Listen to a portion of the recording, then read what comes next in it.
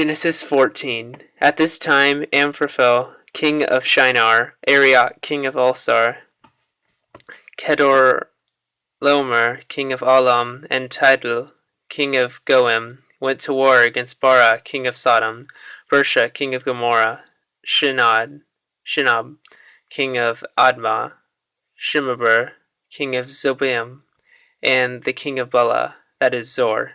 All these later kings joined forces in the valley of Siddim, the Salt Sea.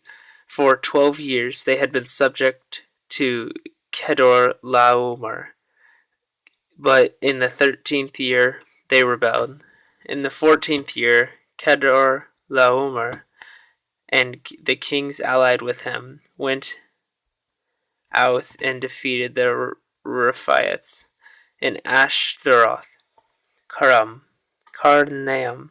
and the Zuzites in Ham, the Amites in Shevev, Kiriathim, and the Horites in the hill country of Seir, as far as the El Paran, near the desert. Then they turned back and went to En Mishpat, that is Kadesh, and they conquered the whole territory of Amalekites, as well as the Amorites who were living in Hazazon Tamar. Then the king of Sodom and the king of Gomorrah, the king of Admah, the king of Zeboim, and the king of Bela, that is Zor, marched out and drew up their battle lines in the valley of Siddim against Kedorlaomer, king of Elam, Tidal, king of Goim, Amraphel, king of Shinar, and Arioch, king of Ellasar.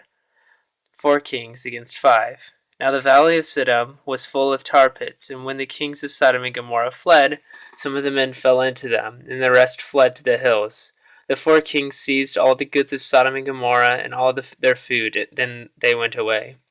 They also carried off Abram's nephew Lot and his possessions, since he was living in Sodom. One who had escaped came and reported this to Abram the Hebrew. Now Abram was living near the great trees of Mamre, the Amorite, a brother of Eshcol and Aner, all of whom were allied with Abram. When Abram heard that his relative had been taken captive, he called out the 318 trained men born in his household and went in pursuit as far as Dan.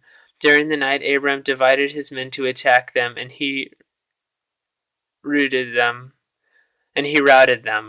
pursuing them as far as Hobah, north of Damascus. He recovered all the goods and brought back his relative Lot and his possessions, together with the women and the other people. After Abram returned from defeating Kedorlaomer and the kings allied with him, the king of Sodom came out to meet him in the valley of Shaveh, that is, the king's valley. Then Melchizedek, king of Salem, brought out bread and wine. He was priest of God's Most High, and he blessed Abram, saying, Blessed be Abraham by God Most High. Blessed be Abram by God Most High, creator of heaven and earth, and blessed be God Most High, who delivered your enemies into your hand. Then Abram gave him 1/10 of everything. The king of Sodom said to Abram, Give me the people and keep the goods for yourself.